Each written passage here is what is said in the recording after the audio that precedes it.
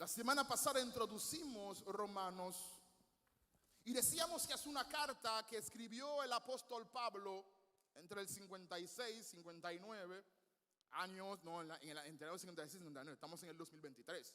Entonces pasamos por el 1, el 2, el 3, el 4, al llegar al 56, 59, más o menos fue cuando Pablo escribió esa carta a una iglesia que él deseaba visitar, pero que le había sido estorbado y no pudo llegar nunca a Roma. Y como él no pudo ir, mandó una carta. Les motivamos a que entren en internet y busquen nuestra página Fuente de Salvación JDCD en Facebook, Fuente TV en YouTube. Ahí van a encontrar el mensaje y lo pueden repasar y refrescar. Y de paso, siguen nuestras páginas. Así que en vez de que le lleguen muchas basuras por las redes, le va a llegar sermones de los pastores por las redes, ¿no? Entonces Pablo usa pluma y papel para escribir aquello que él quería ir a compartir con la iglesia en Roma. Y la semana pasada, introduciendo Romanos, decíamos que en el capítulo 1 Pablo trata un tema muy interesante, que es cuando Pablo plantea la idea de lo que él va a ir tratando a lo largo de la carta. Y la idea es que enfrentamos un gran problema llamado pecado, y la solución de ese gran problema es el evangelio. ¿Se acuerdan? Una gran solución para un gran problema. ¿Claro? Entonces, el gran problema, el mal más malo que tú y yo podamos enfrentar, no es el hambre, no es la enfermedad, ni siquiera es la muerte, porque todos son frutos del árbol podrido. El árbol podrido es el pecado, y el pecado tiene diferentes frutos, y todos esos frutos traen desgracia, muerte y tristeza. Entonces, la solución al gran problema del pecado, decíamos que es el evangelio. En el día de hoy vamos a dar un salto, un brinco al capítulo 5, donde Pablo viene argumentando una idea muy interesante con respecto al tema del pecado en el capítulo 2, el 3 y el 4. Y al llegar al 5 hace una conclusión sobre todo lo que él venía enseñando en el 2, 3 y 4. Y yo creo que en el día de hoy, contemplando las verdades del capítulo 5, Dios puede hablar a nuestros corazones. Así que el capítulo 5 lo voy a leer del versículo 1 al 11. Y pueden leer su Biblia conmigo, abrirla, aprenderla, o no sé cómo la tienen. En Romanos capítulo 5 vamos a leer el versículo 1 al 11. Dice así: justificados pues por la fe, tenemos paz para con Dios por medio de nuestro Señor Jesucristo, por quien también tenemos entrada por la fe a esta gracia en la cual estamos firmes y nos gloriamos en la esperanza de gloria de Dios. Y no solo esto, sino también nos gloriamos en las tribulaciones, sabiendo que la tribulación produce, ¿qué? Y la paciencia prueba, y la prueba esperanza. Y la esperanza no avergüenza, por el amor de Dios que ha sido derramado en nuestros corazones por el Espíritu Santo que nos fue dado. Porque Cristo, cuando aún éramos débiles, a su tiempo murió por los impíos. Una palabra que a veces suena fuerte, pero el texto está diciendo que si quieres abrazar la salvación que Cristo te regala, te da, tienes que entender que tú y yo éramos impíos. Cristo no murió por los justos, Cristo murió por los impíos. Ciertamente, apenas morirá alguno por un justo. Con todo pudiera ser que alguno se atreva a morir por el bueno. Pero Dios, digan conmigo, pero Dios muestra su amor para con nosotros en que siendo aún pecadores, impíos, apartados de Dios, aborrecedores de Dios, Cristo murió por nosotros. Pues mucho más, estando ya justificados en su sangre, por Cristo seremos salvos de la ira. Porque si siendo enemigos fuimos reconciliados, pues por la muerte de su Hijo, mucho más, estando ya reconciliados, seremos salvos por su vida. Y no solo esto, sino que también nos gloriamos en Dios por el Señor Jesucristo, por quien hemos recibido ahora ¿qué? La reconciliación. Padre, oramos por tu palabra, te damos gracias por la bendición de tenerla abierta delante de nosotros y te pedimos, oh Dios, que nos permitas glorificar tu nombre y poder entonces honrarte enseñando correctamente esas verdades que sean como clavos que hincan en nuestros corazones a fin de que tú seas glorificado, tu pueblo edificado y tu iglesia bendecido. En el nombre de Jesús, amén y amén. Reconciliados es el tema que estaremos enseñando en esta mañana. Recuerden que decíamos la semana pasada que las cartas se deben leer como una carta. ¿Cómo se lee una carta? Tú te sientas y lees la carta. No lees una línea hoy, otra línea mañana, otra línea pasado mañana. Entonces las cartas, si quieres entenderla, debes sentarte y leerla de principio a fin. Y Romanos, si bien es una carta, Pablo la divide por secciones. La primera sección de la carta va del capítulo 1 al capítulo 8, en el cual Pablo trata un solo tema. El tema es el gran problema del pecado y la gran solución que es el evangelio. Pero para tratar ese gran tema, Pablo lo subdivide en diferentes subtemas. Está el subtema del justo juicio de Dios, está el tema del injusto juicio del hombre, el tema de la culpabilidad universal, que todos somos culpables, y luego entonces pone algunos ejemplos de Abraham, que fue justo por la fe.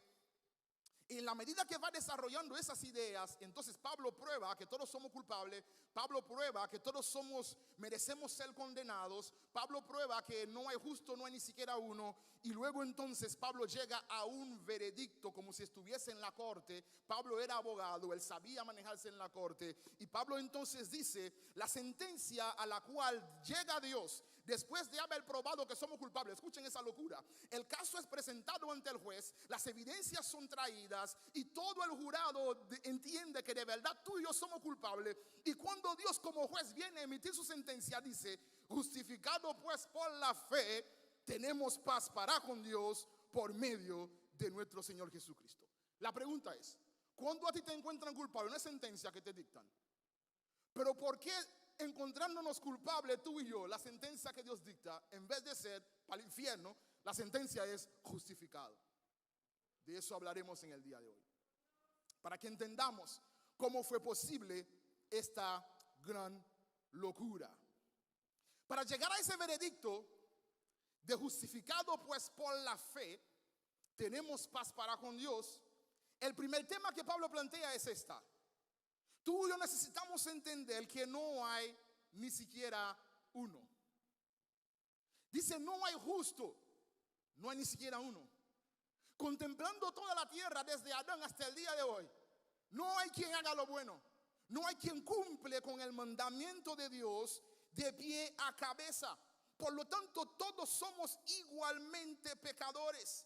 La gran diferencia entre nosotros y muchos otros, el que algunos han confesado sus pecados a Dios para arrepentimiento, mientras que otros siguen deleitándose en sus pecados para perdición eterna. Y eso es la gran tristeza de la vida. La misericordia de Dios está disponible para todos, pero muchos siguen rechazando a Dios una y otra vez.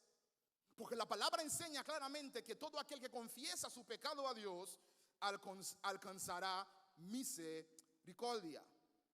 Pero el que persevera en practicar y vivir en un pecado diagnosticado, en un pecado reconocido, atrae para sí la ira de Dios. Y yo quiero que entiendas algo, iglesia, como dice Pedro. No es que Dios tiene mala memoria que tiene que venir a juzgar el pecado, es que Dios está siendo misericordioso contigo. Porque el molino de Dios, si bien muele lento, pero muele. El molino de Dios muele lento, pero muele. De Dios nadie se burla. De Dios nadie puede pensar que puede escaparse del justo juicio de Dios. El veneno del pecado mata lento, pero mata seguro. La palabra de Dios nos llama, tú y yo, a someternos a Dios, resistir al diablo y de nosotros. O sea, el diablo, que dice la palabra que es un ser poderoso, Dios es todopoderoso, pero el diablo tiene poder. Mira lo que le hizo a Job, por ejemplo, obviamente bajo el señorío de Dios. Mira cómo tiene al mundo peleando entre sí, hombres maltratando mujeres, matando la mujer que prometieron amar, padres abandonando a sus hijos, la gente reclamando derecho para matar su propio hijo en el vientre. Todas esas cosas son producto de la maldad, porque el diablo tiene al mundo esclavo del pecado. La gente llamando bueno lo que es malo, malo lo que es bueno, burlándose de lo que es correcto y rechazando lo que es para sí bendición. Pero la palabra dice que si tú y yo nos sometemos a Dios, resistimos al diablo, del diablo, ¿qué va a pasar con el diablo? Sin embargo, ¿sabes lo que dice la palabra del pecado? Huye tú del pecado. Porque si tú no huyes del pecado, el pecado te matará. Por eso dice Jesús que si tu ojo te es ocasión de caer, mejor cortarlo y entrar en el cielo ciego, que teniendo los ojos te vas para el infierno. Si tu mano te es ocasión de caer, córtala de ti. O sea, ignora esas pasiones, esos deseos a los cuales tu mano quiere ir, porque va a terminar matándote. Iglesia, no hay ningún placer en esta vida que vale la pena vivir una eternidad lejos de Dios, porque la eternidad lejos de Dios será de dolor, de sufrimiento, será de desgracia. Lo único que vale la pena en esta vida vivirla, preparándonos para cuando llegue la eternidad, cruzar el umbral a la eternidad y entrar en el gozo de nuestro Señor. Porque 100 años en esta vida no se compara con una eternidad en Dios. Números 14:18 dice: Jehová es tardo para la ira. No es que Dios dejó de ser un Dios que juzga la maldad. Lo que pasa es que Jehová está siendo paciente para derramar su ira, por lo tanto, siendo grande en misericordia. Él perdona la iniquidad y la rebelión, claro, pero Dios en ninguna manera tendrá por inocente al culpable. ¿Cómo es posible que Dios puede perdonar y castigar en el mismo evento? Eso es posible, mis amados, gracias a Cristo, el Cordero de Dios, que quita el pecado del mundo. En la cruz del Calvario, Emmanuel, Dios con nosotros, Dios hecho carne, tomó el lugar de castigo y en el mismo instante nos dio el lugar del perdonado. Tomó el lugar del culpable y nos dio el lugar que le correspondía como justo. Fuimos sustituidos en Cristo para que Cristo sufra nuestro castigo y que tú y yo recibamos el regalo de Dios, que es ser declarado justo en Dios. Dios castigó a Jesús para perdonarnos a nosotros. Dios descargó sobre Jesús toda su ira para darnos hoy toda su misericordia. Alguien alaba a Dios por Cristo. De manera, amados, la única forma de acercarnos a Dios y recibir la gracia de Dios por Cristo es reconociendo y aceptando la verdad bíblica de que todos somos culpables. Culpables de haber vivido lejos de Dios. Culpables de haber vivido fuera de los propósitos de Dios. Culpables de no haber vivido para Dios. Culpables de no amar al prójimo como Dios lo ama. Culpables de no amar a Dios por encima de nuestro propio ser. Culpables de haber adorado ídolos del placer, ídolos del poder, ídolos del orgullo y de la arrogancia. Culpables de poner muchas cosas como prioridad en nuestras vidas y no a Dios. Culpables de haber vivido en la mentira, en el engaño. Culpables de haber vivido una vida fuera de la santidad de Dios. Culpables de no haber vivido para la gloria de Dios. Todos somos culpables. ¿Y sabes qué es lo peor? Dios no necesita que nadie le diga qué tan culpables somos, porque dice Hebreos 4:14, no hay nada creada en todo el universo que no sea manifiesta en la presencia de Dios. Antes bien, todas las cosas están desnudas y abiertas a los ojos de aquel a quien tenemos que dar cuenta. Oh, Dios mío. Cuando nos presentamos ante Dios, Dios no tiene que llamar a ningún testigo. Porque ante aquel que rendiremos cuenta, tú me puedes mentir a mí si tú me rindes cuenta a mí. Porque yo no estaba contigo ayer al mediodía cuando hiciste lo que hiciste. Yo no estaba contigo ayer en la noche cuando le faltaste respeto a tu esposa. Yo no estaba el viernes contigo cuando irrespetaste a tu esposo. Yo no estaba contigo hace 2 semanas cuando maltrataste a tus hijos. Yo no estaba contigo el jueves cuando engañaste donde trabajabas. Yo no estaba ahí. Tú me puedes mentir. Pero la palabra dice, ante aquel todos tienen que rendir cuenta. Hay una pantalla gigante en la cual tiene proyectado cada segundo y cada minuto de nuestra vida.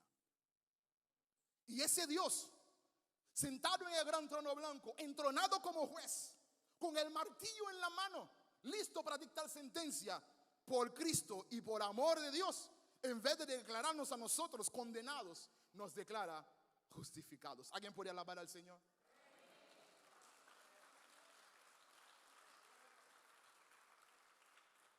Justificado significa libre de la culpa del pecado. Cometimos pecados hasta más no poder, sí. Pero Dios escoge declararnos libre de la culpa del pecado. Es una sentencia de absolución. Dios en su justicia reconoce que eres culpable, pero no te carga a ti ni te cobra a ti la pena de la culpa. La cobra a Jesús. La pena de la culpa del pecado cometido en toda tu vida. Colosenses capítulo 3, versículo 13 al 15 dice: y a vosotros, estando muertos en pecados y en la incircuncisión de vuestra carne, es decir, en la corrupción que hay del pecado en nuestras vidas, Dios nos dio vida juntamente con Cristo, perdonándonos todos los pecados pasados y presentes, incluso futuro, anulando el acta de los decretos que había contra nosotros. O sea, hay un expediente contra ti y contra mí que no cabe en ese edificio.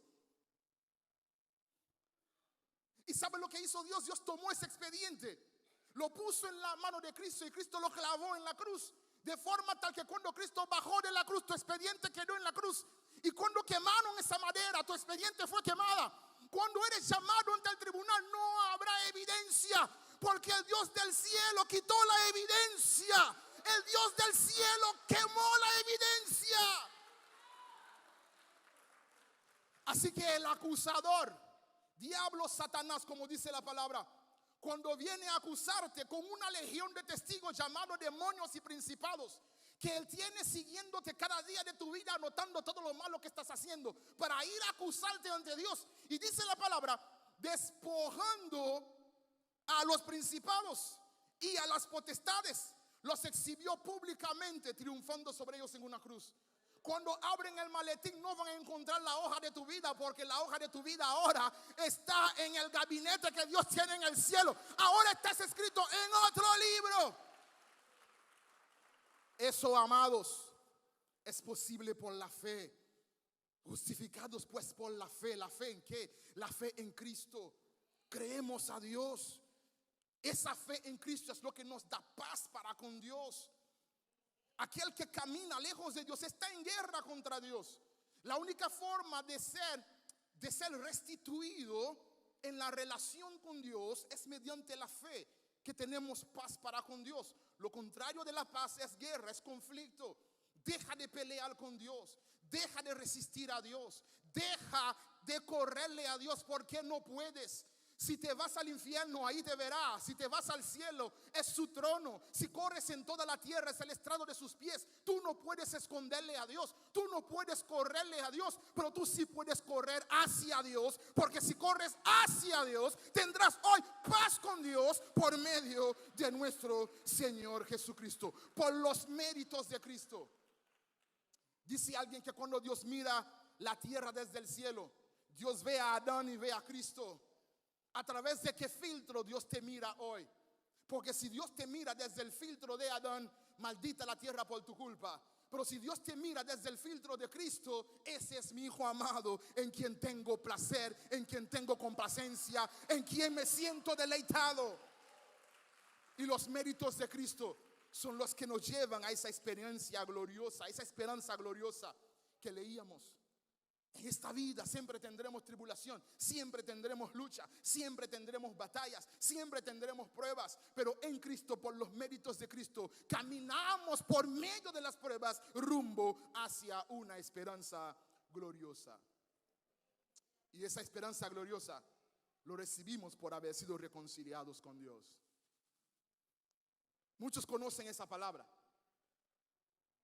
reconciliados, ¿no? La reconciliación. Suponemos que mi hermano y yo tenemos un conflicto. Julio, pequeño conflicto. Que hiciste el cumpleaños, no me invitaste. O me invitaste y yo no fui. Y tenemos un conflicto. Resulta que Julio tiene mi número y yo tengo el número de Julio. Solemos hablar, no pasamos un mes sin hablar mayormente, ¿verdad que no? Y suponemos que ahora pasan 3 meses y no hablamos. Tenemos un conflicto. Yo me doy cuenta, tú te das cuenta. Cualquiera de los dos puede tomar la iniciativa de hacer la llamada de reconciliación, ¿sí o no? Porque él tiene mi número y yo tengo su número. Si ninguno de los dos no lo hace, los 3 meses se convierten en 30 años y más nunca hablamos. Eso es el concepto que tenemos de reconciliación. Yo puedo tener un conflicto con mi esposa, pero tenemos que reconciliarnos hoy porque si no alguien va a dormir en el mueble. Y les aseguro que no va a ser yo, así que prefiero reconciliarme. Porque vamos al mismo lugar. Nos vamos a encontrar en 1 hora en el vehículo y tendremos que ir a comer, y si no queremos que la comida nos caiga mal, tenemos que reconciliarnos y vamos a llegar a la casa. O sea, cualquiera de los dos tiene la obligación de tomar la iniciativa. Pero ese concepto reconciliado que vemos en el pasaje en Romanos capítulo 5 versículo 11 tiene otro significado. Ese concepto reconciliado, o catalague, o catalazo, o apocatalazo, da la idea de que yo tengo un conflicto con alguien, pero no tengo acceso a ese alguien. Y la única forma de que se produzca una reconciliación es que ese alguien toma la iniciativa. Tú y yo estamos en guerra contra Dios. Queremos restablecer esa relación. Por eso el hombre pasó 2000 años inventándose religiones, inventándose medios, inventándose altares, tratando de regresar al huerto donde nunca debimos salir. Pero nadie se recuerda el camino del huerto hasta que dice Filipenses capítulo 2, había uno en el cielo que conoce el camino, siendo Dios, no estimó el ser igual a Dios como cosa que aferrarse, sino que se despojó a sí mismo, tomó la iniciativa, dejó el trono, vino aquí y nos trajo la reconciliación. Somos reconciliados por Dios porque Dios tomó la iniciativa. Si fuera por ti y por mí, aunque quisiéramos, no habría forma de volver a Dios. ¿Sabe por qué? Porque Dios cerró la puerta y puso 2 querubines con una espada desenvainada en el frente. Cualquiera que intenta entrar en la santidad de Dios sin haber sido perdonado primero, le va a caer encima la espada de Dios. Pero qué bueno que Jesús vino del cielo y vino, tomó mi lugar, y la espada de la ira de Dios cayó sobre él desde el Getsemaní hasta el día que él fue enterrado, y resucitó al 3er día como testimonio de que ahora está sentado a la diestra del Padre, intercediendo por ti y por mí y dándonos acceso a la presencia de Dios, porque Dios mismo tomó la iniciativa de reconciliarse con nosotros. Qué bueno que Dios se reconcilió con nosotros. Qué bueno que Dios se volvió a nosotros. Qué bueno que al Dios volverse a nosotros nos ha hecho tú y yo nuevas criaturas. 2 Corintios 5:17 dice, de modo que si alguno está en Cristo, nueva criatura es. Las cosas viejas pasaron y he aquí todas son hechas nuevas. Y todo esto, mis amados, todo eso proviene de Dios, quien nos reconcilió. Digan conmigo, nos reconcilió consigo mismo por Cristo. Y ahora nos dio a nosotros, iglesia, el ministerio de la reconciliación.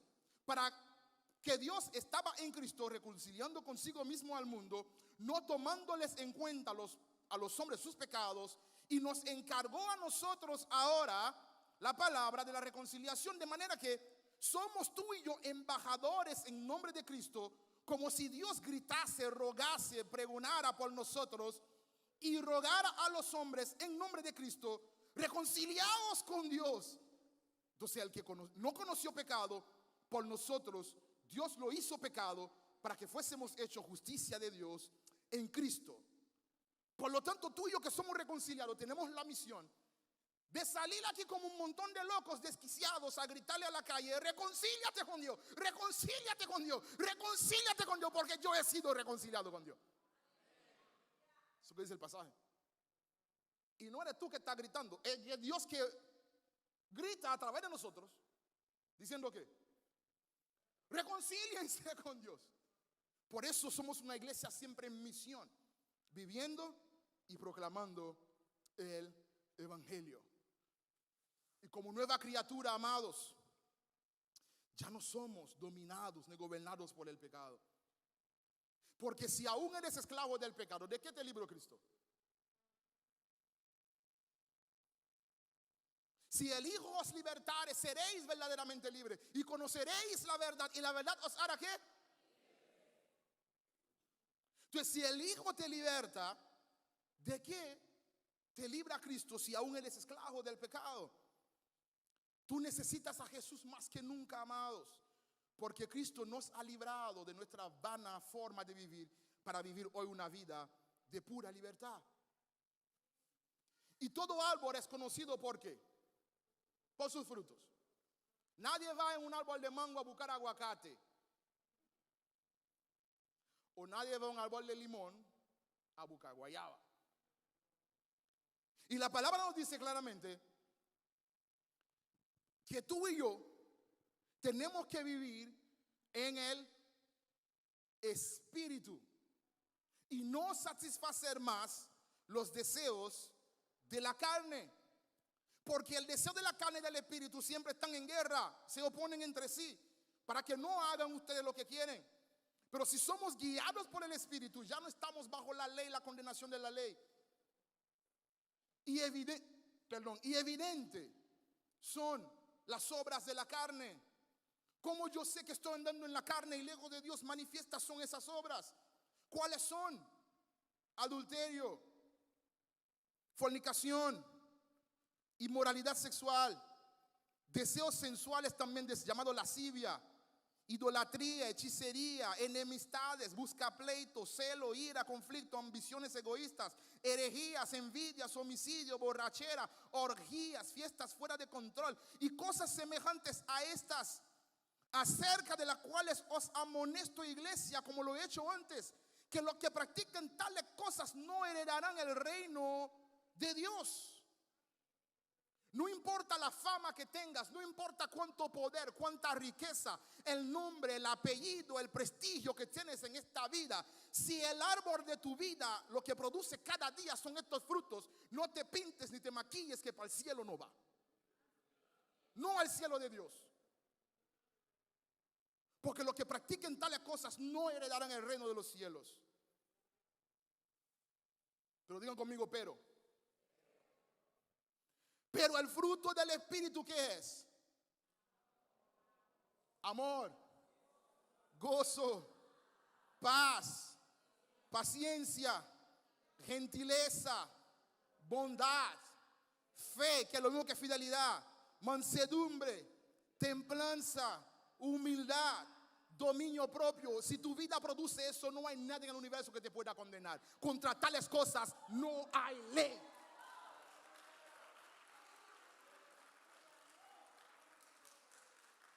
¿Qué fruto está dando nuestras vidas? ¿Qué fruto? Andar por el Espíritu y permitamos que el Espíritu Santo produzca en nuestras vidas el fruto del Espíritu. El fruto del Espíritu. El poder de la reconciliación nos ha llevado de regreso al favor de Dios. Yo no doy acceso a mi casa a nadie que está en guerra conmigo. Y si tú estás en guerra contra Dios, ¿qué tú quieres buscar en la casa de Dios? ¿Qué tú quieres buscar en el reino de Dios? Dios va a estar en toda la eternidad con un enemigo en su casa, no. La reconciliación es lo que nos regresa al favor de Dios. La reconciliación, ya no somos esclavos del pecado, ni del temor, ni de la maldad. Ya no somos enemigos de Dios. Ya no estamos muertos, sino vivos para Dios y vivos en Dios. Por la reconciliación, Dios ha vuelto su rostro hacia mí, porque yo no podía volver mi rostro hacia Él. La justicia de Dios, iglesia, es la fuente de nuestra salvación. Dios no podía olvidarse del pecado que habíamos cometido, eso sería injusto. Dios tenía la obligación de castigar nuestros pecados. Pero ¿cómo Dios puede castigar nuestros pecados y no matarnos en el proceso, matando a su propio Hijo por nosotros? Y eso es la justicia de Dios. Quedó satisfecha en la cruz del Calvario. Dios se quedó pago. La muerte de Cristo aplacó la ira del Padre, que es la palabra propiciación. La ira del Padre fue aplacada en la cruz del Calvario. Y ahora el Padre puede mirarte a ti, mirarme a mí, no fulminarnos mientras nos mira. Porque ya no nos ve por medio del pecado, sino por medio de Cristo, que por su muerte hoy tenemos salvación. La reconciliación es el resultado de esta salvación. Somos reconciliados con Dios. Ya no soy esclavo del temor. Ya no soy esclavo del pecado. Ya no soy esclavo de la maldad. Ya no soy esclavo de mis pasiones. Ya no soy esclavo de mis propios deleites. Ya no soy esclavo de nada en el mundo. Porque soy hijo de Dios. ¿Algún hijo de Dios en la casa que alaba al Señor?